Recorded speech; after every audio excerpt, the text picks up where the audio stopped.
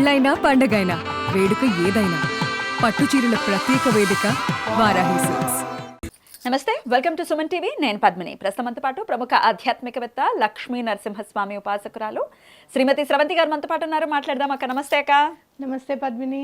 అక్క, పెళ్ళి అవ్వట్లేదు అని తల్లిదండ్రులు ఖచ్చితంగా ఇబ్బంది పడుతుంటారు, బాధపడుతుంటారు. మా పిల్లలకి అంటే ఏ వయసులో జరగాల్సిన ముచ్చట ఆ వయసులో జరిగి తీరాలి. అండ్ ఇవాళ రేపు మనం చూస్తున్నాం ఎన్ని కాంప్లికేషన్స్. పెళ్ళైన తర్వాత ఖచ్చితంగా పెళ్లి చేసుకునేదే, గృహస్థాశ్రమంలోకి వెళ్ళేదే సత్సంతానాన్ని మనం కనాలి అని చెప్పి, సంతానం కనాలి కదా. సరే, మరి పిల్లలకి సంబంధించి ఇబ్బందులు పడుతున్నారు. ఐవీఎఫ్ సెంటర్స్ గల్లీకి ఒకటి ఉంది అని అంటేనే అర్థమవుతోంది ఎంత ఇబ్బంది పడుతూ ఉన్నారో పిల్లలు కలగకపోవడానికి. మరి లేట్ వయసులో పెళ్ళిళ్ళు చేసుకుంటే డెఫినెట్గా ఒక ఇంత ఇంపాక్ట్ ఉంటుంది కదా. డెఫినెట్గా అప్పటిదాకా పడిన స్ట్రెస్ క్యారీ ఫార్వర్డ్ అవుతుంది తప్పకుండా హార్మోన్స్ మీద. రైట్. అయితే ఈ పెళ్ళి అనేది చక్కగా అవ్వాల్సిన టైంలో అవ్వాలి. అలాగే అమ్మాయిలకి చక్కటి అనుకూలంగా ఉండేటటువంటి భర్త, అబ్బాయిలకి అనుకూలవతి అయిన భార్య, లేని భార్య, కోప్పడని భార్య, ఇట్టని భార్య. ఓకే, చక్కగా అనుకూలవతి అయినటువంటి పిల్ల రావాలి, ఆప్యాయంగా చూసుకునేటటువంటి అబ్బాయి రావాలి అమ్మాయిలకి. ఇలా జరగాలి అని అంటే ఎట్లా అక్క? పెళ్ళిళ్ళు అవ్వక చాలా ఇబ్బంది పడుతూ ఉన్నారు. రకరకాల కామెడీలు కూడా బయట ఉన్నాయి. వద్దురా సోదరా పెళ్ళంటే 100 ఏళ్ళ, వద్దు, నేను ఆ మాట అనలేను. ఇలా రకరకాల కామెడీలు కూడా చేస్తూ ఉంటారు. సరే, పెళ్ళి అవ్వాలి మా పిల్లలకి, లేకపోతే మాకే అండి పెళ్ళి అవ్వలేదండి, పెళ్ళి అవ్వాలి, ఏం చేయాలి? గట్టిగా నమ్మండి, ఈ వీడియో మాత్రం ఆంజనేయ స్వామి అనుగ్రహంతో చేస్తున్నాము అనేది ఖచ్చితంగా నమ్మండి. చాలా సంతోషం. స్వామి ఉన్నారు అని నేనైతే ఫీల్ అవుతున్నా. ఎందుకు అని అంటే గనక చాలా మనసులో విపరీతమైన బాధతో ఉన్నప్పుడు స్వామి నువ్వు ఏం చేస్తావో చెయ్యి, నువ్వే ఇంకా దిక్కు అని అనుకున్నప్పుడు ఈ పూజ నాకు అంటబడము, ఆ అమ్మాయికి నేను చెప్పడము, ఆ అమ్మాయి చేయడము, ఆ అమ్మాయికి వెంటనే ఆగస్టు డేట్స్లో మ్యారేజ్ అయిపోవడం, వితిన్ 15 days లోపల పెళ్ళైపోయింది ఆ అమ్మాయికి. అమ్మాయి జీవితం ఒక ఒడ్డుకు వచ్చేసింది. అద్భుతం. చాలా ఈజీ పూజ. ఆ అమ్మాయికి అట్లా అయింది. ఇంకో అతను నాకు కాల్ చేసి, మేడం ఇట్లా మ్యారేజ్ సెటిల్ అయ్యేటట్టుగా ఉంది కానీ టైంకి సెటిల్ అవ్వడం లేదు, వాళ్ళు మేము ఏదో ఒకటి మాట్లాడుకుంటున్నాం అని చెప్పినప్పుడు అతనికి పూజ చెప్పాను. అతనికి కూడా సెటిల్ చేశారు. అతనికి కూడా పూజ చేశారు, అయిపోయింది. అట్లా నాకు ఒక 5 ఉన్నారు ఈ మధ్యకాలంలో ఈ పూజ చెప్పిన తర్వాత చేసిన వాళ్ళు. Success rate 100%. ఎవరైనా కూడా మన దగ్గరికి వచ్చిన వాళ్ళకి చెప్పడానికి ఒక రెమెడీ అనేది ఉండాలి కదా అని అనుకుంటారు. ఎందుకు అని అంటే మీ వీడియో చూసామండి ఈ రెమెడీ మేము అంటారు. అంటే క్లయింట్స్ వచ్చిన వాళ్ళకి కొత్తగా కావాలన్నమాట. అలా అనుకోవద్దు. పర్ఫెక్ట్ రెమెడీ అనేది ఏదైనా ఉంది అంటే ఖచ్చితంగా నేను ఆన్లైన్లో చెప్పడానికి నేను ట్రై చేస్తాను. ఎందుకంటే ఫస్ట్ క్లయింట్స్ ఉండాలి అని నేను అనుకోను. ఎందుకంటే మీకు ఏదైనా కష్టం ఉంటేనే కదా నా దగ్గరికి రావాలి. అట్లా కష్టం ఉండాలి, కస్టమర్లు రావాలని నేను ఎప్పుడు అట్లా. సో డెఫినెట్గా ఆంజనేయ స్వామి అనుగ్రహంతో ఇది మనం చెప్పుకుంటున్నాం అనేది ఖచ్చితంగా నమ్మండి. మీరు ఏం చేస్తారు అంటే వారంలో ఏ రోజైనా పర్వాలేదు, మంగళవారం కాకుండా ఏం చేస్తారు అని అంటే కనుక ఫస్ట్ ఒక 51 లడ్డూలు ఆర్డర్ చేసుకోండి. ఏ లడ్డూలు? మోతీచూర, శనగపిండితో చేస్తా. పెద్ద లడ్డూలే, పెద్ద బూందీ లడ్డు. బూందీ లడ్డు తప్పకుండా ఆర్డర్ చేసుకోండి. ఆర్డర్ చేసుకున్న తర్వాత ఆ 51 లడ్డూస్ తీసుకొని వెళ్ళండి గుడికి. ఇంట్లో చేసుకోవచ్చా? మరీ మంచిది. రాకపోతే గనక మీరు ఇంట్లో చేసుకుంటే మరీ మంచిది. రాకపోతే బయట చక్కగా 51 లడ్డూలు ఆర్డర్ ఇవ్వండి. కాస్త ఆ మాత్రం సైజు చేయండి. మీరు పెళ్ళిళ్ళ లడ్డు ఏ సైజు పెడతారో ఆ సైజు ఇవ్వండి. ఓకేనా? ఆ 51 లడ్డూస్ తీసుకెళ్ళండి. ఒక 2 వినాయకుడి కోసం అని 2 పెట్టండి పక్కకి. ఆ గుడిలో మీరు ఏదైతే ఆంజనేయ స్వామి గుడికి వెళ్ళాలి, అక్కడ వినాయకుడు ఉంటాడు తప్పకుండా. వినాయకుడు ఉన్న గుడినే ఎంచుకోండి. ఆ 51 లడ్డూస్లో ఒక 2 తీసి ముందు వినాయకుడి దగ్గర పెట్టించండి. పెట్టించి ఆంజనేయ స్వామికి అర్చన చేయించుకొని ఈ 49 లడ్డూస్ నేను పంచి పెడుతున్నాను. 49 సంఖ్య 49 లడ్డూస్ నేను పంచిపెడుతున్నాను స్వామి. పంచిపెట్టిన తర్వాత, పంచిపెట్టక ముందు ఒక 7 సార్లు పంచముఖి హనుమాన్ కవచం 7 times చదవాలి. 7 times చదివి ఆ లడ్డూలు పంచేసి, ఈ రోజు నుంచి ఇంట్లో నేను పెళ్ళి కుదిరేదాకా 7 టైమ్స్ పంచముఖి హనుమాన్ కవచం చదువుతాను. పెళ్ళి కుదిరిన తర్వాత భర్తతో కానివ్వండి, అమ్మాయి అయితే భర్తతో, అబ్బాయి అయితే భార్యతో వచ్చి మళ్ళీ 49 లడ్డూలు నీకు సమర్పిస్తాను స్వామి అని దండం పెట్టుకోవాలి. ఇదే పూజ. అంతేనా? అంతే. ఓకే.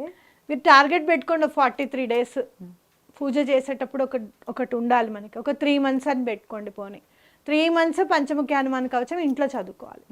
ఈ 49 లడ్డూలు ఇచ్చేసేసి ఇంటికి వెళ్ళి రోజు 7 సార్లు పంచముఖి హనుమాన్ కవచం చదవండి. ఎంతసేపు పడుతుంది అక్క ఒకసారి చదవడానికి కవచం? గంట పడుతుంది స్టార్టింగ్. 7 సార్లు చదవడానికి? 7 సార్లు చదవడానికి గంటన్నర కూడా పట్టొచ్చు, కానీ ఓపికగా చదవండి. ఓకేనా? చదివిన తర్వాత మీరు ఏం చేస్తారు అని అంటే, స్వామికి ఇంట్లోనే ఏదైనా కొంచెం దండం పెట్టుకొని, స్వామి వాళ్ళు చదివాను నీ దయ వల్ల ఒక్కనాడు కూడా బ్రేక్ రాకుండా చదువుతున్నా అని చెప్పి రోజు గ్రాటిట్యూడ్ చెప్పండి స్వామి వారికి. రాముల వారికి, సీతమ్మ వారికి, లక్ష్మణుడికి, ఆంజనేయ స్వామికి పాదాలకి దండం పెట్టుకోండి. ఇంతే పూజ. అంతే. తప్పకుండా కుదురుతుంది. తప్పకుండా మీరు ఆ అమ్మాయితో కానీ అబ్బాయితో కానీ వెళ్ళి 49 లడ్డూలు మళ్ళీ స్వామికి పంచిపెడతారు. ఈ ప్రశ్న నేను అడగడానికి గల కారణం వాళ్ళ పిల్లల మీద ఉన్నటువంటి అపురూపమైనటువంటి వాత్సల్యంతో తల్లులు అడుగుతారు, మా పిల్లల కోసం మేము చేయొచ్చా ఇది అని. మీ ఆన్సర్? తప్పకుండా చేయొచ్చు. ఎందుకంటే పెళ్ళి అనే ఏదైనా నేను కాదంటానేమో కానీ పెళ్ళికి మాత్రం చేయండి. ఎందుకంటే మీరు కూడా పక్కన కూర్చొని చెయ్యాలి కదా, మీకు కూడా పాణిగ్రహణం మరి అనే ఉండాలి కదా. ఆ కన్యాదానం చేసే ఇది ఉండాలి, కన్యాదానం తీసుకునే ఇది ఉండాలి. కాబట్టి మీరు చేయండి, తప్పేం లేదు, తప్పకుండా చేయొచ్చు. తల్లి వాటర్ పెట్టేసి 7 టైమ్స్ ఏదైతే చదువుతారో ఆ నీళ్లు పిల్లలకి ఇవ్వండి, తాగండి అని చెప్పండి. వాటర్ అక్కడ పెట్టేసేసి 7 టైమ్స్ చదువుతారు కదరా, ఆ నీళ్లు ఇవ్వండి, ఎనర్జైజ్ అవుతాయి. ఆ వాటర్ పిల్లలు ఎవరైతే పెళ్ళి అవ్వాలో వాళ్ళకి ఇవ్వండి. ఒక గ్లాస్ వాటర్ తీసుకుని మీరు పంచముఖి ఆంజనేయ కవచనం ఏదైతే ఉందో అది చదువుకుని ఆ వాటర్ ఇచ్చేయండి. నీతో చెప్తుంటే మనకి ఎప్పుడు నెంబర్ల మీద దృష్టి ఉంటుంది కదా. 49 అంటే ఏంటి చెప్పు? 13. 13 అంటే 4 అంటే రాహు. పంచముఖి హనుమాన్ కవచం ఎన్నిసార్లు చదవాలి? 7. రాహుకేతువులు. సరిపోయింది. వాళ్ళ అనుగ్రహం ఉంటే తొందరగా పెళ్ళైపోతుంది తెలుసా, చాలా ఫాస్ట్గా అవుతుంది. నాకు రావుమారి దశలోనే అయింది పెళ్ళి. నాకు కూడా. మరి ఇంకే 2 లైవ్ ఎగ్జాంపుల్స్ ఇక్కడ ఉన్నాయి. సో తప్పకుండా ఎటువంటి పరిస్థితులను కుదురుతుంది అని నమ్మండి, చెయ్యండి. ఆంజనేయ స్వామి తలుచుకుంటే మాత్రం ఆయన చెయ్యని పని అంటూ ఏదీ లేదు, చక్కగా చేస్తారు. మధ్యలో ఒక ఆడపిల్లలు చేస్తున్నారు, అడ్డొస్తుంది, మరి వాళ్ళ పరిస్థితి? ఆ 5 డేస్ వదిలేసేయండి. నేనైతే మాత్రం 5th డే చేసుకోమని చెప్తాను, కానీ ఇక్కడ 5 డేస్ వదిలేసేయండి. 6వ రోజు లేకపోతే 7వ రోజు నుంచి స్టార్ట్ చేయండి. మళ్ళీ మీకు అర్థమయ్యే ఉంటుంది కదా ఎందుకు చెప్పాను. అర్థమైందక్క. అలాగే ఇంకేమైనా నియమాలు ఉంటాయా? ఇవి ఈ 3 నెలలు చేసుకున్నా నాన్ వెజ్ తినకూడదు, ఎదుటి వాళ్ళని తిట్టకూడదు, కోపం తెచ్చుకోకూడదు. అబ్బో, చాలా పెద్ద నియమం ఇది.